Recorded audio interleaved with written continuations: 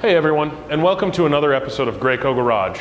In today's episode, I'm going to discuss how to fix a leaking fitting in your InvisiPac's outlet manifold.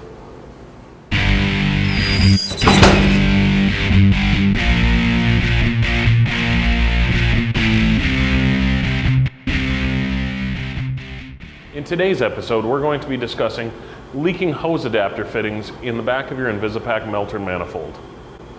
A common problem in the field is when the jam nut on hose adapter fittings is tightened down too far. This causes the O-ring to sit on the threads of the fitting as opposed to on its flat sealing surface. This causes a leak path through the threads underneath the O-ring, and the adhesive can leak out and form stalagmites, as you can see on the InvisiPac here. All right guys, first things first, we want to create a safe working environment. So turn off your air pressure and disconnect that electrical to make sure we depressurize and de-energize the system. In today's fix, we've got several tools we're going to be using. We've got an 11/16 wrench for the jam nut. We've got a 9/16 wrench for the body of the fitting, as well as a 1/4 inch Allen wrench in case you should need to remove any several optional tools as well. We've got a light in case you're working in a dim environment and need just a little bit more light to see what you're working on, as well as some O-ring picks. For gloves today, we've got a basic set of mechanics gloves which offer more dexterity but don't have any thermal reinforcement. We also have some heat reinforced gloves but remove a little bit more dexterity as they are a little bit thicker to provide that thermal insulation. Okay, so our leaky fitting here has created quite a mess, and since I know this is an old fitting with a hardened O-ring, I'm going to be taking this off and installing our new fitting with that fresh O-ring in the properly installed location. So first we want to break our hose loose and completely disconnect our hose. Next we need to break the fitting loose and uninstall it. All right guys, so as these fittings come from the factory, the jam nut can be tightened down too far, causing this O-ring to sit in the threads of the fitting as opposed to the flat surface that's going to create a good seal.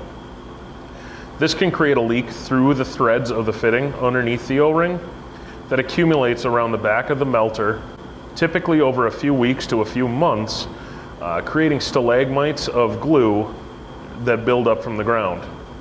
So the easy fix to this problem is to, before installing these fittings in the melter, to loosen that jam nut as much as possible, push this O-ring or push this washer back as far as possible. Now if I pull this O-ring out of the way, you can see that sealing surface. And I'll try and frame it here for you guys. So you can see that sealing surface that the O-ring is supposed to sit on. So now if we push that O-ring back up against the washer, now when I thread the fitting into the melter, it'll tighten down. Now when we start to meet resistance, we know we've got plenty of adjustment for this O-ring on its sealing face. Now we tighten it down until we feel resistance. We adjust for the angle that we want, and then we tighten the jam nut down, locking it in place.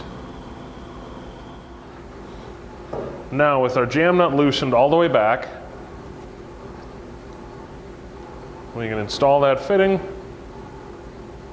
until it becomes tight against the washer, back it off to our desired angle,